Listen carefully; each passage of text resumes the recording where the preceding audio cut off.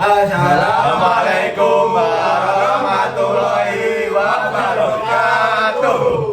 Perkenalkan, kami dari kelompok pengembangan produk manajemen pemasaran semester 3. Saya Yam Koirul Marusi. Saya Andra Wareza Putra. Saya Devan Putra Gandhi Pratama. Saya Zaki Firdausa. Saya Raffi Brilian Irza Pratama. Dan nama saya Mikdad.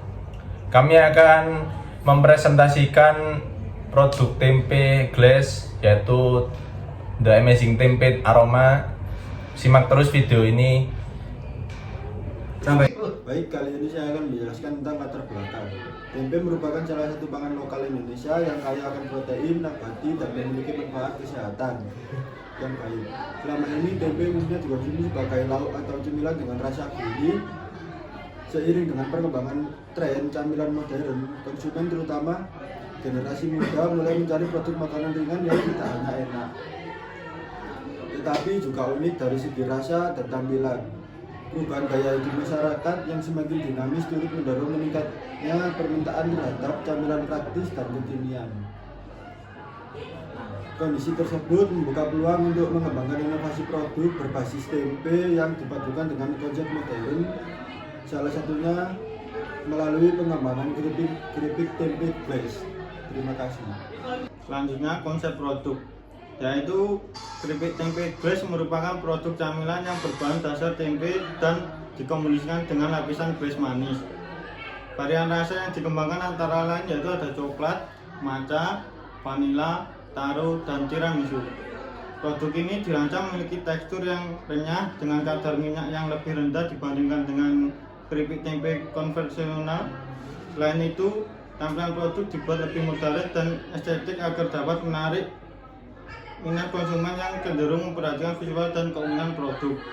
Potensi pasarnya yaitu besar diterima di pasar modern karena keunikan rasa, nutrisi tinggi, kadar minyak rendah, dan tampilan yang estetis. Baik, selanjutnya yaitu rumusan masalah. Rumusan masalah yang pertama yaitu untuk mengetahui bagaimana kita mengembangkan keripik tempe ini dari tahap awal sampai dengan tahap akhir. Yang kedua yaitu untuk mengidentifikasi kebutuhan konsumen terkait dengan produk tempe ini.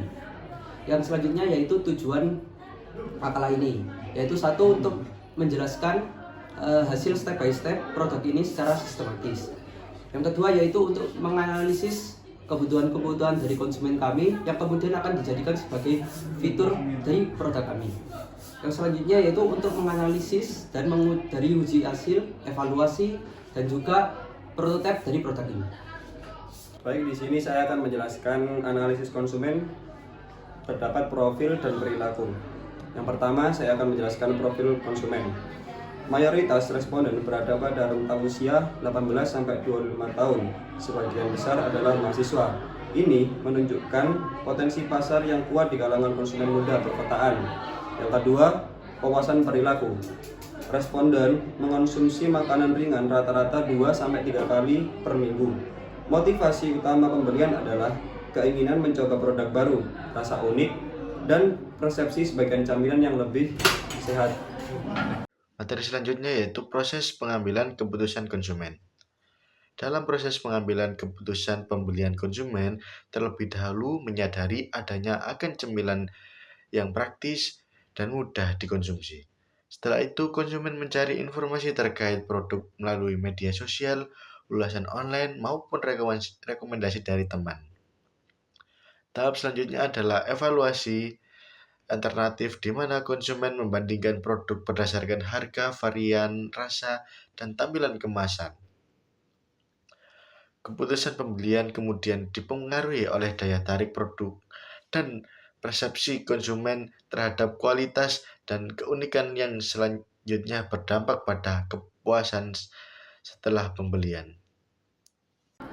Untuk bagian metode penelitian, yang pertama, pendekatan penelitian. Menggunakan metode pendekatan deskriptif untuk menggambarkan karakteristik konsumen dan eksplorasi untuk menggali kebutuhan dan peluang inovasi rasa manis pada tempe. Yang kedua, populasi dan sampel. Populasi adalah konsumen potensial makanan ringan di perkotaan atau pelajar, mahasiswa, pekerja muda. Teknik persuasif sampling digunakan untuk memilih responden berusia 17-35 tahun dan pernah mengonsumsi snack berbasis tempe modern. Jumlah responden 30-50 orang. Untuk yang ketiga, pengumpulan data. Dilakukan melalui kuesioner online atau data kuantitatif, preferensi rasa, harga, minat beli, dan wawancara singkat atau data kualitatif, persepsi, keunikan, keemasan. Selanjutnya yaitu analisis pembahasan. Hasil penelitian menunjukkan bahwa mayoritas responden berada pada usia 18 hingga 25 tahun. Frekuensi konsumsi camilan sekitar 2 hingga 3 kali dalam seminggu. Motivasi utama konsumen dalam membeli camilan adalah keinginan untuk mencoba produk baru dengan rasa yang unik. Media sosial memiliki peran yang cukup baik dalam mencakup pencarian informasi dan evaluasi alternatif. Hal ini menunjukkan bahwa strategi pemasaran digital menjadi faktor penting dalam pengembangan produk ini. Baik, selanjutnya yaitu kesimpulan. Berdasarkan dari penelitian ini dapat disimpulkan bahwa keripik tempe ini memiliki kebutuhan yang luar biasa dan kemudian juga memiliki potensi yang cukup untuk menarik banyaknya peminat di kalangan anak muda.